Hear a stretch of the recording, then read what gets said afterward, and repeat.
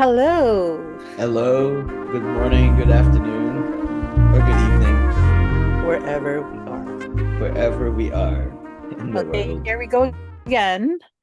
We have chosen an old piece of work, actually. Would like to do this with you.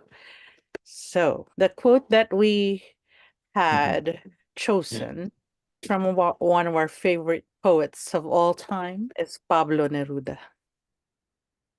And the quote is, "Let us forget with generosity those who cannot love us." So again, Mm. let us forget with generosity those who Those who cannot cannot love. love us. Ooh. I'll go first. Yes, All please. right. Close the door gently. Fill your lungs anew. Take the first steps away from that which you can no longer hold with care.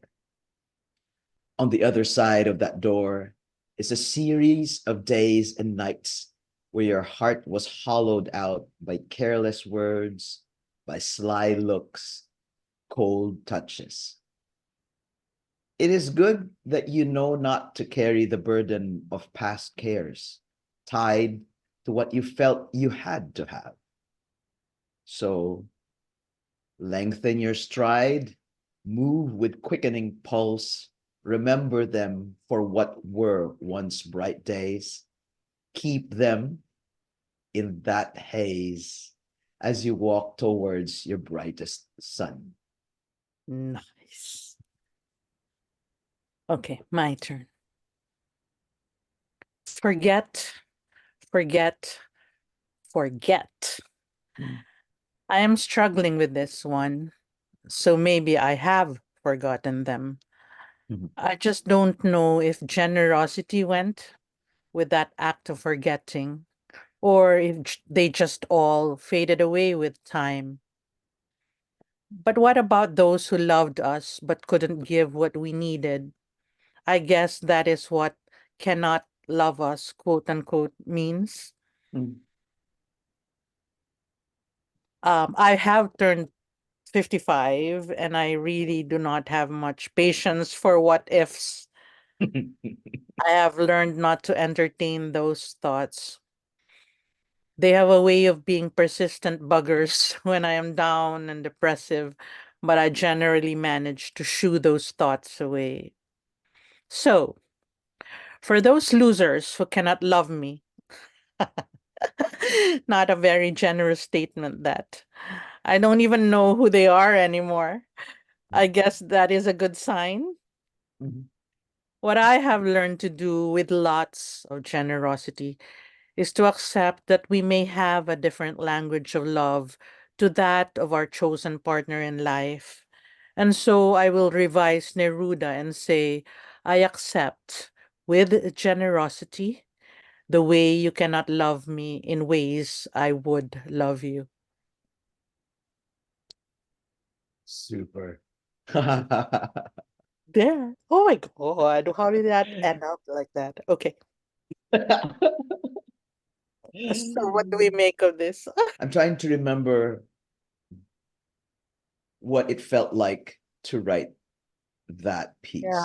And for those chiming in for this session, this is a 10-minute writing exercise that Ces and I do. And so I was thinking of a specific person for this. I was writing about how I felt after the loss of that specific relationship. And I hold her very dear to me, but looking back now at how I wrote it, there's still like those, I don't know if you have like, yep, but the way that I describe it in my head, do you know kind of like those LED lights sometimes that are strung up? So they're there, they kind of like spark sometimes, and sometimes they just static in your life, right? There's lines there or words that you read out that I kind of felt a bit of the like ouch. Mm, Like ouch when you yeah. say example that where your heart was hollowed out by careless words, by sly looks, by cold touches. It's like, ouch. Yeah. And you know But what? It's when you're reading it back to me, it's interesting because it may as it always is, I think, in relationships where there's a fracture, that is my perception or my experience of it, right? And I'm thinking maybe the other person didn't see it that way or didn't mean those yeah, physical gestures as such. But of course, in the loss and the stricture of emotions, that's how I wrote about it because that's how it comes up to me as like a and also like when the other person or we are in pain, even if you're the one initiating, for example, the leaving, if you're the one Mm, leaving, yeah. you are also in pain actually, right? I mean, Mm, most, yes. I mean, any, if you're human enough, you've been some sort of, Yes. sometimes you protect yourself Mm, that process, and that can either come out as a coldness because you have to kind of be toughen up a bit or put a mm. boundary in place so that you can step away Yeah, yeah. what used to be an intimate connection. So to the other person you're trying to extricate yourself from, boundary between, it becomes cold because of just that whole contrast of having been intimate or close, and then you pull out, then Yeah. there's blast of cold wind coming upon the other person, Yes. which might not be intentional from you or the other person you're with, Yeah. or who's the ones who's leaving. But that is what we feel. So then, thus, the cold touches, or even a look that you think, in, as you said, your interpretation is that it's a sly look, when it's Yeah. actually a look that might be coming from a different space, Correct. or a Yes. look that is the look of someone who is just trying to talk to oneself to step away. Uh, Mm. and then sometimes is the person lashing out for different reasons. It might be even be a lashing out to oneself. Like Yeah. kind And of, inward. why are you doing this kind of thing? But it comes out differently. But yeah, yeah, you're right. It's just how we experience that at the moment it happens. It Mm. might not be the intent of the other person. Yeah. But I guess that's what it means. Forgetting with generosity could mean generosity to yourself, to tell yourself that Ah, that if the person cannot love you, then the forgetting is part of that, is being generous to yourself, in the sense that yes. telling yourself it wasn't about me. Yeah.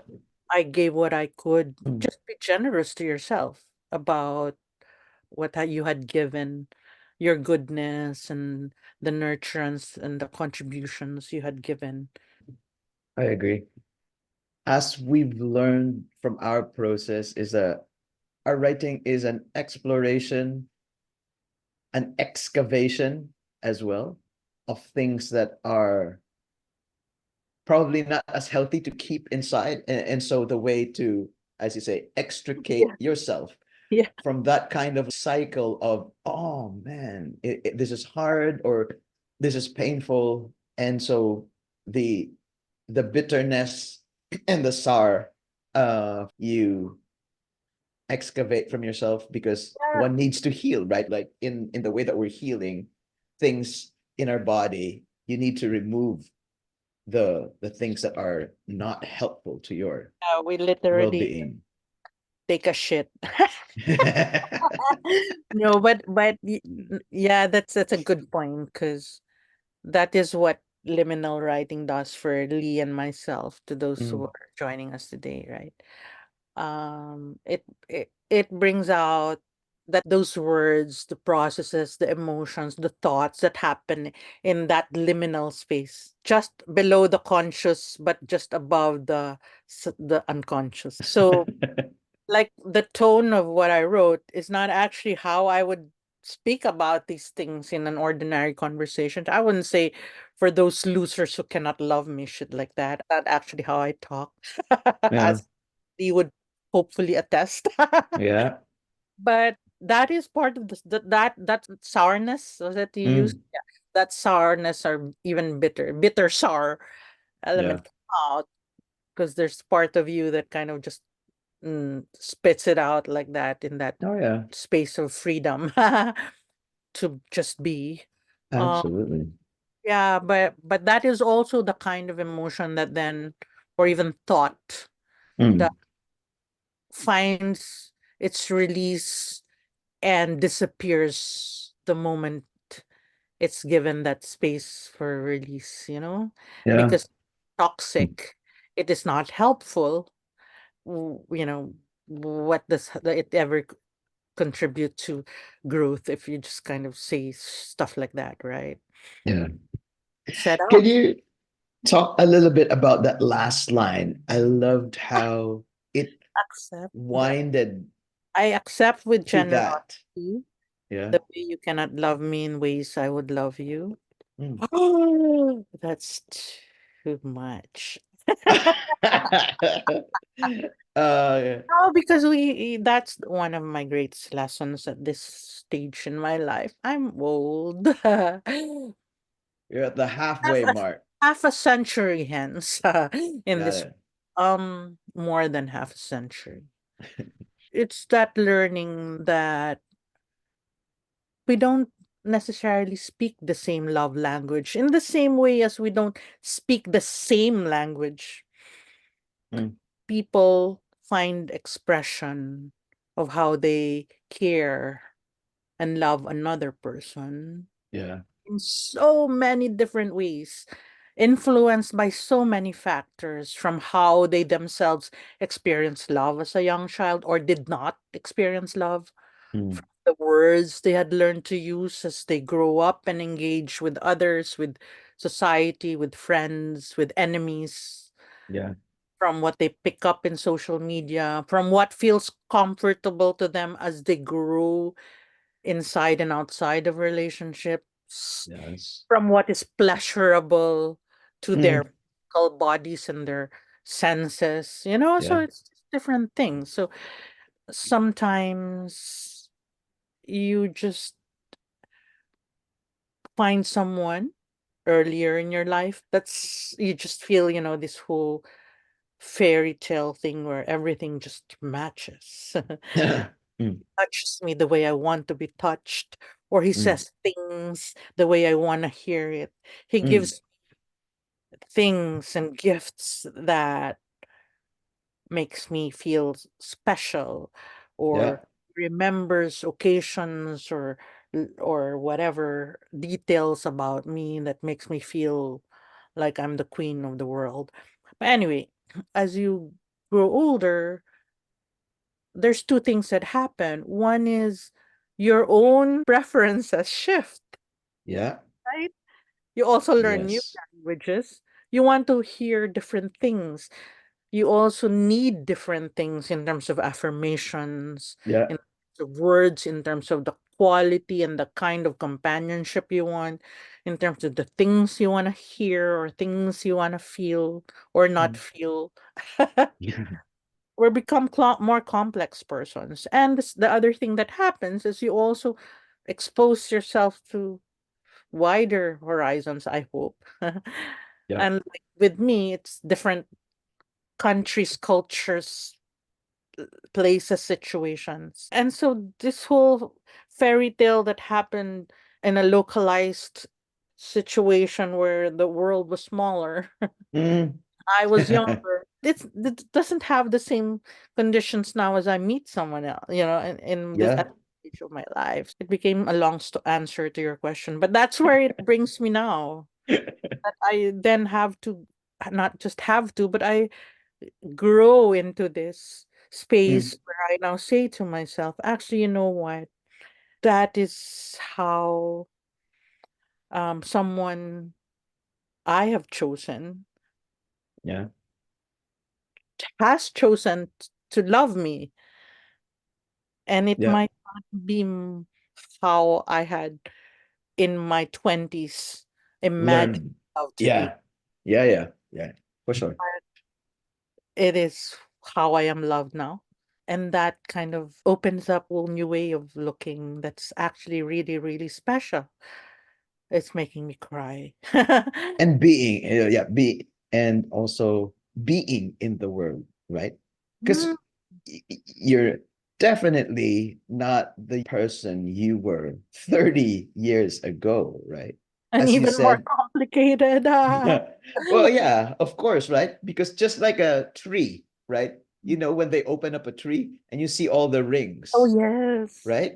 I equate that to us as we grow older. You have different rings that Mm, wrap around you. Some would say, okay, then you're protecting the core too much. Like, how will somebody get in?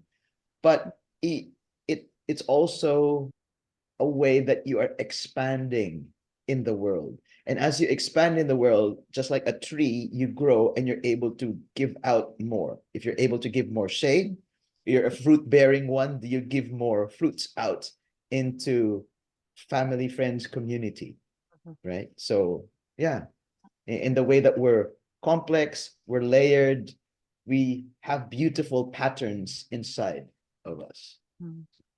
Yeah. And then Mm, you find the person that loves you for your patterns, your nicks, your bark, I and love. all that you're able to share into the world. Right? Very nicely Mm. said. All right. So we'll wrap up this Yes. and we'll see you next time. Okay. Continue to love. See you As next. easy and as hard it is equally. Yes. Bye Okay. now.